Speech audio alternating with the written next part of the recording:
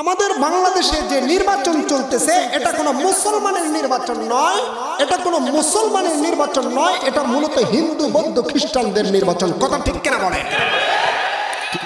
আজ এটা আমাদের ইমানি দায়িত্ব। আপনি আওয়ামী লীগ করেন, বিএনপি করেন, জামাত ইসলাম করেন, শাসক জাসক যে যে দল করেন, কিন্তু আমাদের ইমানে কেউ আঘাত হানলে আমাদের ইসলামের বিরুদ্ধে যেটা যাবে সেটা আমাদের ইমানি দায়িত্ব। কথা বলা কথা ঠিক কিনা বলেন? কারণ আমি আপনাদের কাছে জানতে চাচ্ছি, আপনারা বলেন তো গান বাজনা কোথায় হয়? মসজিদে না মন্দিরে? অবশ্যই মন্দিরে হয়।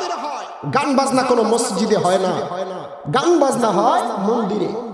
সুতরাং মন্দির হলো হিন্দুদের উপাসনালয়, তাদের ধর্মীয় পাঠাগার। কথা ঠিক কিনা? আর মুসলমানের হলো মসজিদ। সুতরাং বোঝা যাচ্ছে গান বাজনা কোনো মুসলমানের নয়, এটা হিন্দুদের। আর আমরা আজকে দেখতে পাচ্ছি, ইতিপূর্বে আমরা দেখেছি যখন নির্বাচন চলে আসতো এই রাজনীতির নেতারা আমাদের দ্বারে দ্বারে গিয়ে আমাদের মা বোনদের কাছে, আমাদের দাদা দাদি আমাদের কাছে গিয়ে বলতো, সালাম দিত, কুশল বিনিময় করত, আসসালামু আলাইকুম রাহমাতুল্লাহ। এবং ভোট চাওয়ার ধরনটা ছিল, আমাকে আপনারা ভোট দিবেন অমুক মার্কায়, ভোট দেওয়ার পরে আমি যদি নির্বাচিত হতে পারি আপনাদের খেদমত করব ইনশাআল্লাহ। এভাবে দাঁড়ে দাঁড়ে গিয়ে মানুষগুলো ভোট চাইতো। কিন্তু আজকে আমরা দেখেছি আমাদের নির্বাচনের নামে তামাশা চলতেছে, গান বাজায়া বাজায়া আজকে নির্বাচনের প্রচারণা চলতেছে। কথা ঠিক কিনা বলেন?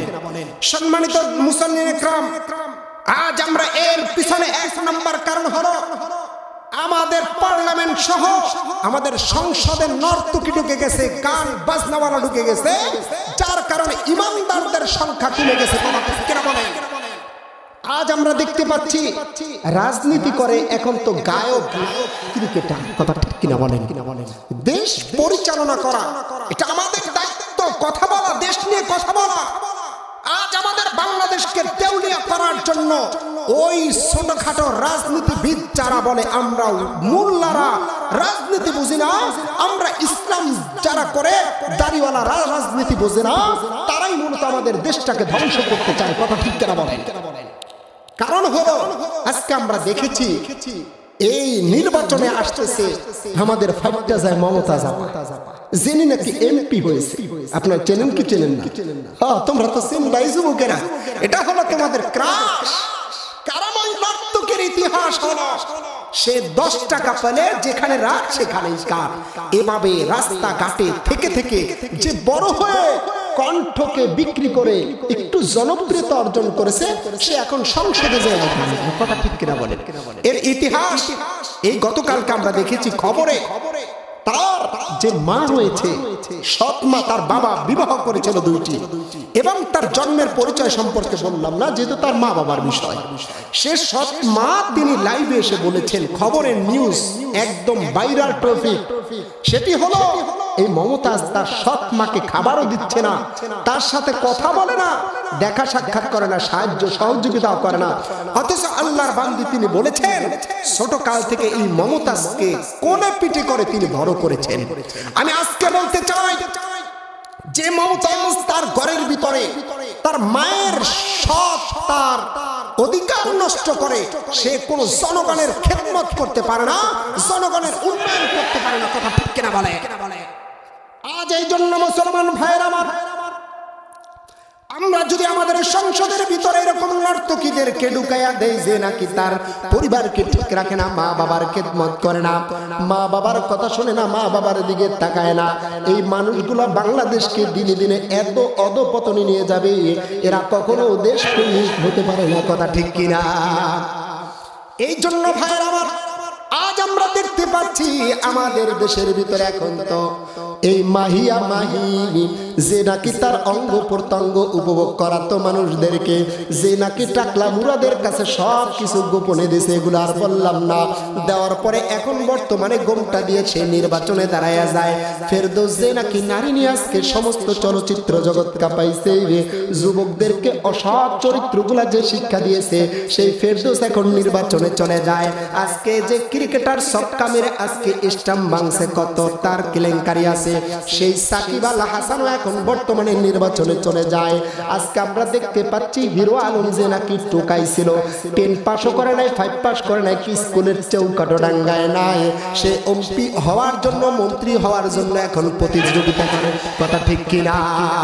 এই জন্য মুসলমান ভাইয়ের আমার, আমাদের দেশ আরো ধীরে ধীরে দেশ আমাদের ডেভেলপ যাবে, তো আরো উন্নয়নের দিক থেকে অধপতনে যাচ্ছে। কারণটা হলো আমরা চাউল আগে কিনতাম 10 টাকা কেজি, 40 টাকা, 30 টাকা, 20 টাকা দরে, এখন সেই চাউলের মূল্য বেড়ে যাচ্ছে, তেলের মূল্য বেড়ে যাচ্ছে, সব কিছুর মূল্য বৃদ্ধি পাওয়ার এক নাম্বার কারণ হলো আজকে আমাদের সংসদে সহ আমাদের যারা দেশ পরিচালনা করে এদের ভিতরে রাষ্ট্র পরিচালনা করার কোনো জ্ঞান নেই। কথা ঠিক কিনা? আজ যদি বাংলাদেশ থেকে এই সমস্ত মূর্খ গণ্ডমূর্খ রাজনীতিবিদদেরকে যদি দূর না করতে পারি, মনে রাখবেন অল্প দিন বাকি আছে, শ্রীলঙ্কার মতো আমাদের বাংলাদেশও দেউলিয়া হতে সময় নেবে না। কথা ঠিক কিনা? এই জন্য মুসলমান ভাইয়ের আমার, আমাদের ইমানি দায়িত্ব, দেশ আমাদের দেশ, এই দেশের রক্ষা করার দায়িত্ব আমাদের। শেখ মুজিবুর রহমান তিনি কিন্তু বাংলাদেশকে যখন স্বাধীন করেছেন, তিনি ইনশাআল্লাহ বলেছেন এই বাংলাদেশ মুসলিম কান্ট্রি, এটা কোনো হিন্দু বৌদ্ধদের দেশ নয়, এখানে হিন্দুরা বসবাস করবে, আমরা বাধা দিব না, তারা তাদের উপাসনায় পূজা করবে, এতে আমরা কোনো নিষেধ করব না, বৌদ্ধ তার ধর্ম পালন করবে, খ্রিস্টান তার ধর্ম পালন করবে, কোনো নিষেধ করব না, কিন্তু আমাদের ইসলাম ধর্ম মুসলিম কান্ট্রি, এই সংসদের ভিতরে কোনো নর্তকীর জায়গা হবে না। কথা ঠিক কিনা? এই জন্য মুসলমান ভাইয়ের আমার, এই গান বাজনা দিয়ে যারা রাজনীতি করবেন, রাজনীতির প্রচার প্রসার করবেন, আমি আপনাদেরকে বলতে চাই এগুলো বন্ধ করে আল্লাহর উপরে তাওয়াক্কুল করেন। আমাদের দেশ নেত্রী যিনি রয়েছেন শেখ হাসিনা, তিনিও তো ঘোষণা দিয়ে দিয়েছেন তিনি ফজরের নামাজ পড়ে, আপনারা শুনছেন, তিনি হজ করেছে বোরখা দিয়ে, আরো কত কিছু তসবিহ নিয়া করছে, আমরা সব কিছু মেনে নিয়েছি, কারণ শেখ হাসিনা তিনি বলেছেন আমি ফজরের নামাজ পড়ি, তারপরে কোরআন তেলাওয়াত করি। তো সুতরাং আপনি যদি মুসলিম হয়ে থাকেন, আপনার নেতৃবর্গ সহ যারা গানের মাধ্যমে আপনার নির্বাচনের পরিচালনা চালাচ্ছে, তাদেরকে যদি আপনি বন্ধ না করেন, তো তাহলে আমরাও এক বাক্যে বুঝি নেব আপনিও ওই নর্তকীদের দলের ভিতরে। কথা ঠিক কিনা? এই জন্য অতিবার বিলম্বে এই গান বাজনাগুলো বন্ধ করতে হবে। যদি গান বাজনাগুলো আজকে বন্ধ না করি, আমাদের দেশের ভিতরে এত অধপতন আসতে থাকবে যেগুলো আমরা কখনো এগুলা বিশ্বাস করি না। কথা ঠিক কিনা? এখন তো আমাদের রাজনীতি হলো টুপিওয়ালা, এখন দেখবেন মানুষগুলা কত সাধু হয়ে যায়। এখন আমি তো বলি বাংলাদেশের নির্বাচন আসছে কিনা এটা কিভাবে বুঝবেন? বোঝার একটাই মাধ্যম হলো কোটি টাকার গাড়ি থেকে যদি নেমে কোন গাড়িওয়ালা যদি কোনো মালিক গরিবের সাথে হাত মিলায়, তখন বুঝতে পারবেন বাংলাদেশের নির্বাচন শুরু হয়েছে। কথা ঠিক কিনা? আপনারা তো দেখেছেন সম্প্রতি এই যে সাকিব আল হাসান, সে এখন কৃষকদের সাথে গিয়ে পিঠা খাচ্ছে, একসাথে কোলাকুলি হাসি তামাশা তিনি খাবার পরিবেশন করে খাবার খাওয়াচ্ছেন। আপনারা দেখছেন কিনা বলেন? এমন দরদি জনদরদি এখন আর কিচ্ছুই নাই। দাঁড়ায় দাঁড়িয়ে এই মন্ত্রী এমপিরা তারা বলবে যে এখন আমাদেরকে ভোট দেন, আমাদের সুযোগ দেন, একটা খেদমত করার সুযোগ দেন, কিন্তু এই খেদমতের নামে তার ভিতরে হবে আমার পেট ভরার সুযোগ দেন। কথা ঠিক কিনা বলেন? কারণটা হলো আজকে দেখা যাচ্ছে প্রতিটা মন্ত্রী এমপি ইউরোপের ভিতরে সুইজারল্যান্ডে তাদের বাড়ি আর গাড়ি করেছে, তারা সুইস ব্যাংকের ভিতরে অ্যাকাউন্টে তাদের টাকা পয়সা আছে। আমি বলতে চাই তোমার যদি উপভোগই করতে হয় বাংলাদেশের টাকা দিয়ে, ইউরোপ কান্ট্রি থেকে তোমার বাড়ি আর গাড়ি ক্রয় করতে হবে কেন? তুমি সেই বাড়িটা আমাদের বাংলাদেশে করো, এটা আমাদের বাংলাদেশের গৌরব হবে। কথা ঠিক কিনা বলেন? এই যে সমস্ত মন্ত্রী আর এমপিদের বাড়ি আর গাড়ি ইউরোপে থাকবে, এদের বাংলাদেশের নাগরিকত্ব নষ্ট করে ওদেরকে করে দেওয়া হবে। কথা ঠিক কিনা বলেন? এই জন্য ইনশাআল্লাহ সম্মানিত মুসলিম একরাম, আমি আপনাদের কাছে বলতে চাচ্ছি এই বাংলাদেশের রাজনীতি যে যেথাই করে আজকে দেখেছেন আপনারা, এখন তো সবাই জনদরদি, এই মাহিয়া মাহি যে নাকি তার অঙ্গ প্রত্যঙ্গ সব দেখায়া কিছুই আর বাকি রাখলো না। এখন সেই মাহিয়া মাহি গোমটা দিয়ে সবাই একটাই মার্কা, কি টেরা, যেরকম কি টেরা রে ফেসবুক আর টিকটকে ঢুকলে তো এখন দেখা যায় সিলমার ভাই সিলমার কোন জায়গায় কোন তো যুবকেরা তো এখন সব এগুলো আনকমন।